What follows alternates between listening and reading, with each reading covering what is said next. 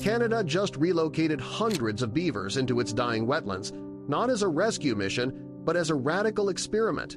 They able to transform the landscape and they provide ecosystem services. On the surface, it may sound like a quirky environmental stunt, but scientists believe that in just 5 years, this bold move could reverse decades of ecological collapse. Actually is a big, bold step in reversing the defining beavers. If they're right, the outcome won't just change Canada, it could change how the entire world approaches conservation. Beaver complexes are unique in that they are almost entirely able to withstand the effects of drought. So why beavers? Why now? And how can a few furry creatures succeed where billions in government funding have failed? The answer lies in a forgotten crisis and the return of nature's original engineers. The death of Canada's wetlands. For centuries, Canada's wetlands were among the richest ecosystems on Earth. These vast marshes, swamps, bogs, and fens once spanned from the northern tundra to the southern plains, serving as natural water filters, flood barriers, and wildlife nurseries. But over the last few decades, these lifelines began to disappear and fast. In southern Canada alone, over 70% of wetlands have vanished, a loss driven by urban expansion, industrial farming, and aggressive drainage projects meant to make land more useful. Bulldozers replaced ponds with parking lots. Canals drained marshes into dry fields. Wetland forests were cleared to make room for crops and subdivisions. The result? Entire regions that once teemed with frogs, fish, birds, and moose now look like cracked, lifeless earth. This wasn't just a loss of beauty, it was a loss of function. Wetlands act like nature's kidneys, cleaning water by trapping pollutants, absorbing heavy rains to prevent floods, and storing carbon in their deep peat soils to cool the climate. Without them, communities face more droughts in summer, more floods in spring, and dirtier drinking water year-round. The signs of collapse were everywhere. Water levels dropped, plants browned and died, animals that depended on wetlands like salamanders, dragonflies, ducks, and even large mammals like beavers and moose either vanished or declined sharply. What was once a web of life slowly began unraveling. Scientists raised alarm bells early. One report warned that Canada could lose much of its freshwater biodiversity within a generation. Another found that drained peatlands were releasing massive amounts of carbon, flipping wetlands from climate protectors into climate polluters. Restoring what was lost through artificial means would cost billions. So Canada chose something different, something bold. Instead of relying on expensive technology, they decided to rely on biology. In a move that would raise eyebrows across the globe, Canada began relocating hundreds of beavers into dying wetlands, a strategy that seemed simple, even strange, but could end up changing everything. It began as an experiment in a few struggling ecosystems, but what followed would become one of the most unexpected and successful environmental comebacks in modern history. Enter the beaver, North America's original ecosystem engineer. The beaver's comeback story. There was a time when the beaver almost vanished from its homeland. In the 1800s, the animal that once shaped Canada's landscape was trapped nearly out of existence. Its dense fur was traded across Europe and North America, sparking the rise of the fur trade. Entire beaver populations were wiped out, their dams destroyed, and their role in the ecosystem forgotten. Wetlands dried up, rivers flowed faster and harsher, and no one thought twice about the absence of this humble, buck-toothed engineer. For decades, beavers were seen as pests. Their dams were viewed as nuisances, blocking culverts, flooding fields, and interfering with infrastructure. Drainage systems and culverts were built to replace their work. But while man-made systems did their job, controlling water for human use, they lacked one thing: life. Over time, scientists began to notice something strange. In the few places where beavers had survived or where they had quietly returned, ecosystems began to flourish. The land was different, healthier, more resilient. Ponds formed, birds came back, frogs croaked again at dusk. Life was returning not because of funding or policy, but because of a species once nearly exterminated. Beaver dams that were once destroyed without hesitation were now being studied. Researchers realized that when a beaver moves in, water follows. Their dams slow down fast-moving streams, allowing water to spread into floodplains. These new wetlands trap sediment, filter pollutants, and provide rich soil for plants. They also attract frogs, insects, birds, fish, and even large animals like deer and moose. What had been labeled a problem was now being hailed as a keystone solution. This shift in thinking wasn't just scientific, but emotional. For many conservationists, the beaver symbolized the resilience of nature. Despite centuries of extermination, they had survived in pockets, and, given the chance, they were ready to come back.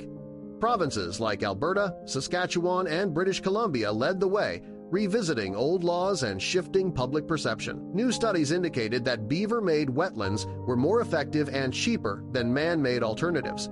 In some cases, a single dam outperformed thousands of dollars worth of infrastructure. Slowly but surely, Canada began to welcome back its long-forgotten architects. Rewilding programs were launched not just to protect surviving beavers, but to reintroduce them to areas where they once thrived. These efforts weren't just about saving the beaver, but about restoring nature's balance, about letting a natural engineer do what it was born to do. Conservationists believe the Beavers Comeback wouldn't just be a feel-good story, but the beginning of real environmental change. And it all started with recognizing that the solution to modern ecological collapse might just be a forgotten part of Canada's past. This shift led to a radical question. If wild beavers could restore damaged ecosystems by accident, what could happen if we relocated them on purpose? What if we placed them directly into Canada's dying wetlands, the very places that needed them most, and simply let them do what they've always done? That single question sparked a bold idea that would eventually lead to the relocation of hundreds of beavers into damaged ecosystems, hoping that in 5 years they could jumpstart recovery on a scale that science and funding alone had failed to deliver. But as soon as these ideas came up, the Canadian government was immediately met with resistance. Initial challenges actually is a big, bold step in reversing the defer beavers. The idea of relocating beavers to save Canada's dying wetlands seemed simple on paper, but in practice it was anything but. As soon as the bold project began, it hit walls from every direction, from nature, from people, and from Canada's own past. For decades, farmers, landowners, and even some municipalities saw beavers as troublemakers. Their dams often flooded fields, blocked culverts, and damaged infrastructure. So when the government and environmental groups began discussing the idea of relocating beavers on purpose, many Canadians were confused or outright opposed. Changing this perception became a major early challenge. Conservationists had to run public awareness campaigns, hold town hall meetings, and show real-world evidence that beavers could do what billions in infrastructure couldn't: restore natural water systems and hold back climate extremes. It took time, but slowly attitudes began to shift, especially after droughts and flooding events showed how fragile the land had become without beavers' natural water management. The message was simple: we're out of time, and nature might be our last option. Another issue was trapping and transporting live beavers. Unlike relocating dogs or deer, moving beavers is not a simple task. These animals are clever, strong, and territorial. Catching them alive required trained specialists, humane traps, and the right timing. Beavers are most active at night, and they don't respond well to stress. Once captured, the next challenge was transportation. Some beavers were moved across provinces. Others had to be taken into deep wilderness areas with no road access. In such cases, helicopters were used, racking up costs and posing logistical hurdles like weather delays and altitude limits. Coordinating all this across wide landscapes demanded careful planning and teamwork. Even more difficult was finding wetlands that were still capable of supporting life. Not every wetland was ready to welcome a beaver. In fact, many of the areas chosen for reeing were already heavily degraded.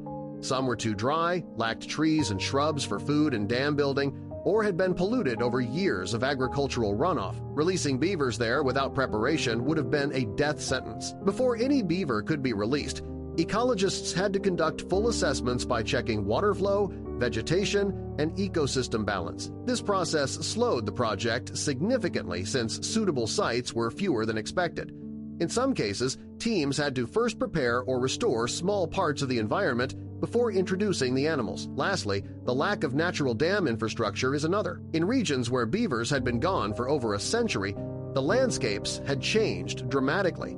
There were no old dams, no slow streams, and no existing ponds. Beavers typically prefer areas where they can quickly build a dam and settle, but many release sites were dry, sloped, or lacked the soft, muddy banks beavers use for construction. To help, scientists began building artificial starter dams using logs, branches, and natural debris to encourage the animals to stay and build. But even then, some beavers would wander off looking for better habitat or simply reject their new home. Others failed to build or died from stress. For every success story, there were setbacks that threatened to derail the project entirely, but something surprising began to happen. Despite every challenge, the beavers adapted, and so did the land around them. Slowly, cracks in the soil softened, streams slowed, birds returned, and for the first time in decades, hope seemed to rise from the mud. The project was no longer theory. Canada really had relocated hundreds of beavers into dying wetlands, and against all odds, something was beginning to work. The Relocation, Canada's beaver rescue and reing effort. Building on years of preparation and persistence, Canada is now leading one of the most unique and hopeful wildlife recovery stories in the world by giving beavers a second chance at saving the land. The relocation effort, focused mainly in British Columbia, is carefully planned, community-supported, and already showing signs of success. The beavers involved in these projects come from a few different sources, but none are imported from far-off regions. They are all local animals prepared for their new life with care. We're relocating nuisance beavers from the main stem Meadow, Chewok, and Twist rivers. Organizations like the Interior Wildlife Rehabilitation Society, IWRS in BC, are key players. They care for orphaned or injured beavers, often rescued from roadsides, urban areas, or flooded construction zones. Once healed and strong, the animals are paired, since beavers are social creatures, then released into selected wetlands. For example, the beaver named Maggie, a rehabilitated individual, was released into a restored human-made pond behind a beaver dam analog BDA, complete with food sticks and familiar bedding scents to ease her transition. Many of the beavers labeled as nuisances by landowners, typically due to flooding, felled trees, or blocked culverts, are now being livet-trapped instead of killed. These beavers are sent to facilities like IWRS, assessed and relocated to wetlands where their natural behavior is welcome. In some cases, there are already lone or wandering beavers in restored wetlands. Rather than bringing in new animals from elsewhere, agencies carefully relocate these local beavers within the same watershed, encouraging them to settle and form new colonies in areas where dams once stood. But the beaver relocation in Canada isn't a simple drop-and-go process.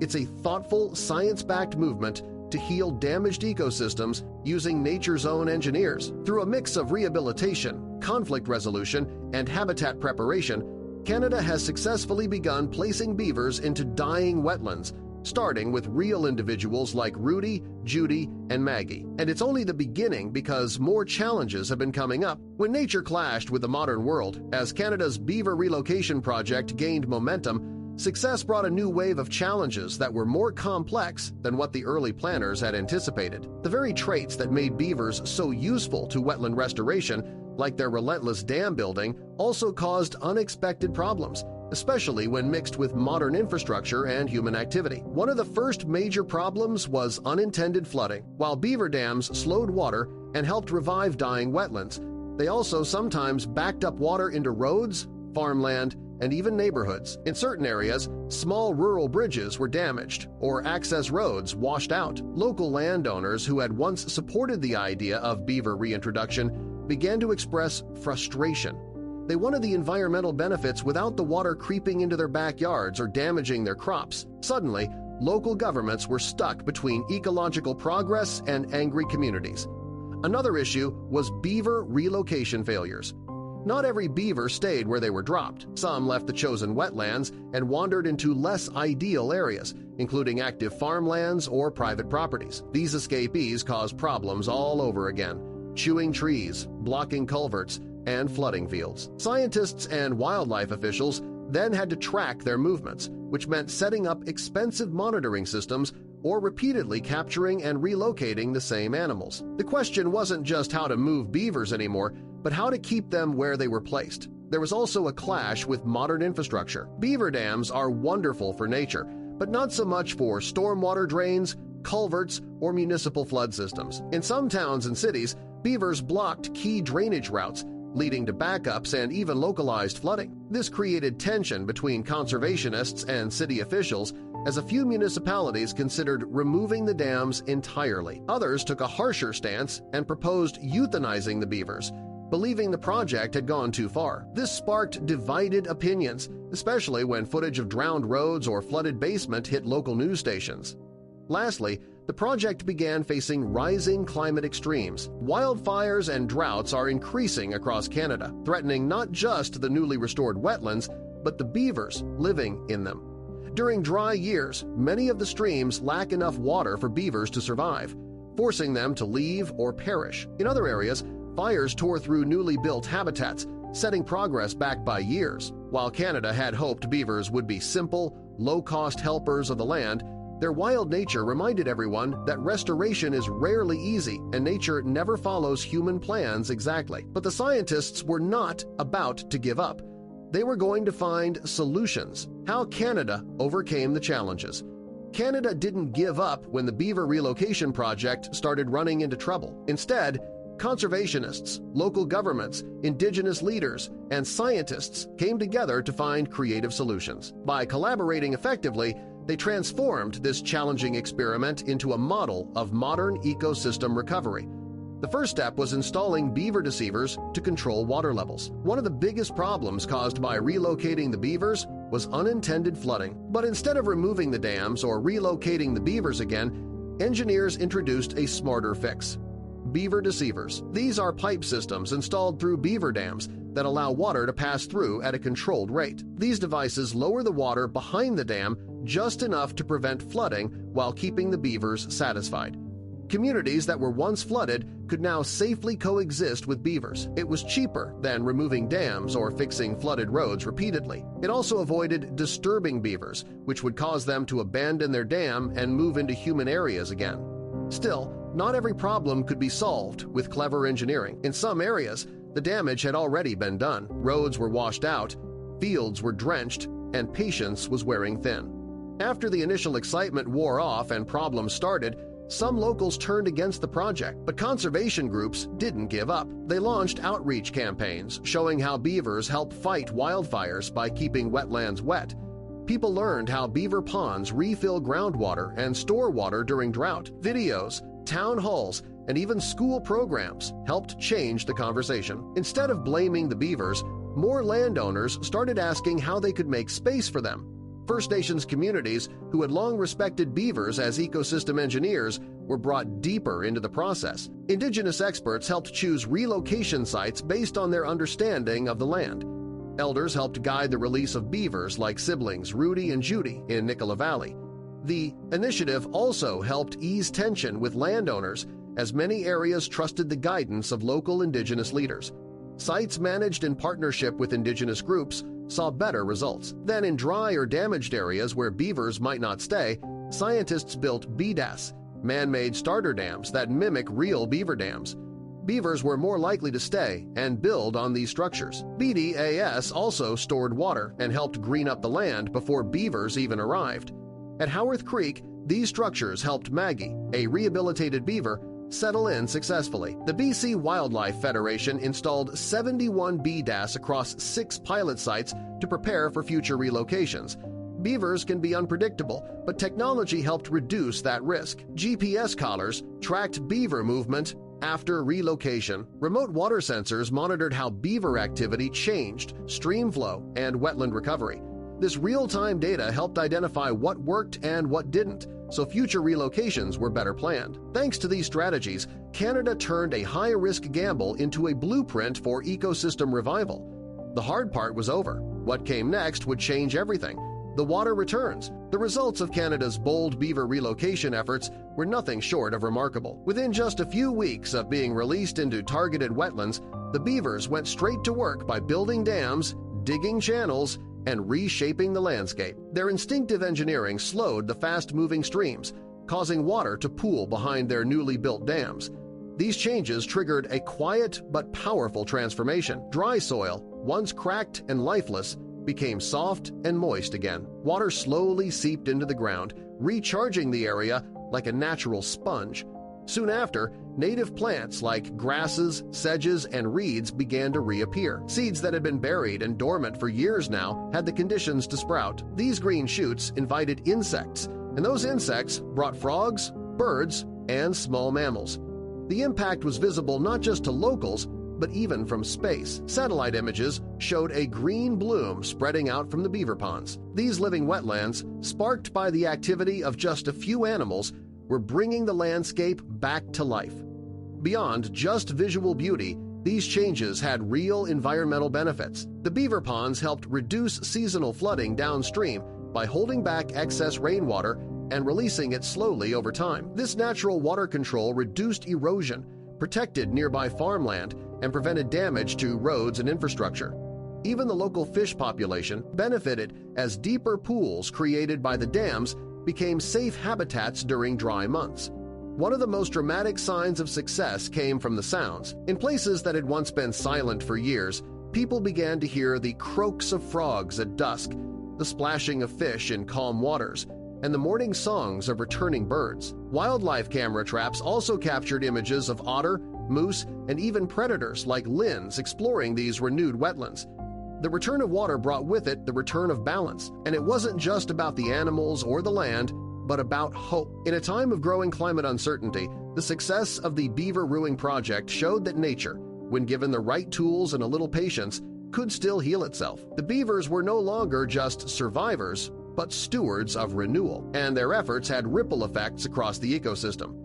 A ripple effect across ecosystems. What began as a simple effort to bring back beavers has quietly become one of the most powerful nature-based solutions of our time. The impact of these animals set off a chain reaction that spread far beyond the ponds and dams. As water gathered behind beaver dams, it created perfect breeding grounds for insects. These bugs became food for fish, frogs, and birds. With time, fish populations grew stronger, attracting her, otter, and other predators. The ripple climbed higher up the food chain as more birds meant more small mammals, which in turn fed foxes, bears, and even wolves. In many parts of Canada, animals that hadn't been seen in years slowly returned as the land recovered. Downstream, the benefits continued. Rivers once choked with sediment began to run clearer. Slower water flow helped keep temperatures cooler, which made survival easier for fish during hot summer months. Riverbanks once eroded by fast, dry runoff became stable again thanks to the natural water buffering effect of beaver ponds. One of the most profound effects came for indigenous communities. As wetlands recovered, so did access to traditional foods and materials. The return of fish, medicinal plants, and game animals allowed many communities to reconnect with long-lost practices tied to the land. Some elders spoke of places from their childhood that had gone silent, but now echoed again with bird calls and splashing water. Beaver created wetlands also helped against the modern threat of wildfires. In areas, beavers reduce flooding by slowing rivers and holding water during storms. In just a few years, local governments could save millions of dollars in flood damage costs, all because of animals once considered pests. Canada's success hasn't gone unnoticed. Environmental leaders are now studying the project as a blueprint for reeing around the world. In fact, a pilot program is already being considered around Lake Chad in West Africa, which is one of the most threatened wetland regions on Earth. If beavers could help there too, the impact might stretch across continents. So, what happens by 2030? If the momentum holds, wetlands across North America and maybe beyond will be declared restored. A crisis decades in the making could finally be reversed. And when that happens, scientists will say what no one expected. It's over.